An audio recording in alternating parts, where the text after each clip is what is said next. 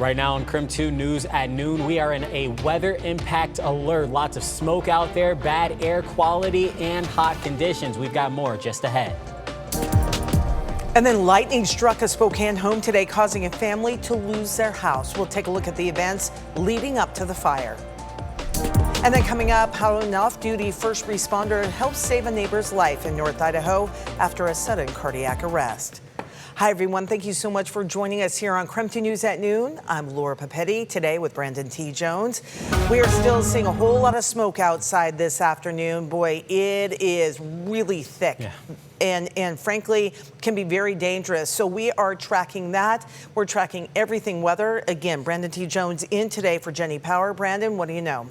Yeah, hey there, Laura. Well, I mean, it's just one of those days you walk out of the house and you smell that smoke, and it's, it's just one of those things where your eyes start to feel a little bit, irritated. Your throats are a little bit scratchy. So our suggestion, especially as we're in this weather impact alert, try to spend as much time indoors as possible. It's going to be like this, bad air quality over the next few days. At last check, just checked right before we came on air, we're in the hazardous level for air quality. So the AQI right now, 315. Again, that is an awful sign right there in terms of the air quality. Spend as much time indoors as you can. Again, this impact alert, though, in place until Sunday, roughly afternoon or so, for that smoke and the unhealthy air quality. We also have some red flag warnings towards central Washington as well. We'll get into that just a little bit later into the show, but take this look right here. Again, we're kind of going over it about the hazardous conditions. You can see right there, Spokane, Coeur d'Alene, Chewelah, all experiencing these bad levels of air quality. Over towards central Washington, things start to clear out a little bit and towards that moderate range. And then, of course, Montana over there, you guys look like you're in the clear, but we're going to keep tracking this. And again, the biggest thing, though, is try to spend as much time indoors as possible while this air quality remains in these hazardous levels. And then coming up a little bit later, we'll go into depth about where all of this smoke is coming from. Appreciate it, Brandon. Thank you. In Spokane Valley, firefighters responded to a house fire that was reportedly struck by lightning this morning. It happened near Boone and Sargent. Fire officials say the flames broke out at about 7 o'clock this morning, about 5 minutes after. The homeowners described a bright flash and loud bang, but weren't immediately aware that the home had caught fire. Neighbors had to, in fact, knock on the door to alert them, and they were able to get them out safely. Firefighters extinguished the flames in about 10 to 15 minutes and say these kind of lightning strikes are really rare for the region.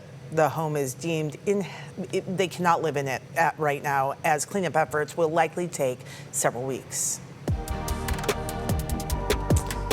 A neighbor in need and a quick response, and then a saved life. A Kootenai County couple is being recognized for answering the call before paramedics could arrive. KREM 2's Christian Garza has the story today.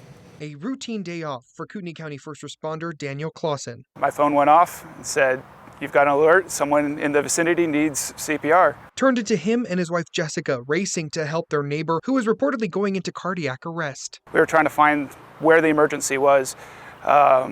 And then it took the wife a moment to come down and open the door. Once inside, the Clausens worked in tandem to help the patient and his family until first responders got on scene, providing much needed time when seconds are truly the difference between life and death. That buys that brain those extra seconds and minutes before the rest of the chain of survival can come in, the professional response. The total response took around 5 minutes before the patient regained a pulse and was transported to a local hospital. Positive outcomes in CPR aren't super common. So to be able to be a part of a positive outcome, it's special. Christian Garza, KREM 2 News. And we are getting some new details from a deadly shooting in East Central neighborhood, Spokane, that happened on Tuesday. The Spokane County Medical Examiner has confirmed the identity of the victim as Athena Wells. The 50-year-old woman died after getting shot in the torso. This happened back on July 14th along the 20th block of South Haven Avenue. Police are investigating the shooting as a homicide and say they believe it was an isolated incident and that all the people involved, they believe, have been identified. And a Spokane County woman is being charged with arson after investigators say she admitted to setting a trailer on fire because it, quote, gave her excitement. The fire destroyed the trailer on South Bend Apple Road, just east of Edwall. Court documents show that 61-year-old Georgia Williams is also a suspect in as many as 11 other suspicious fires in the same area over the past month.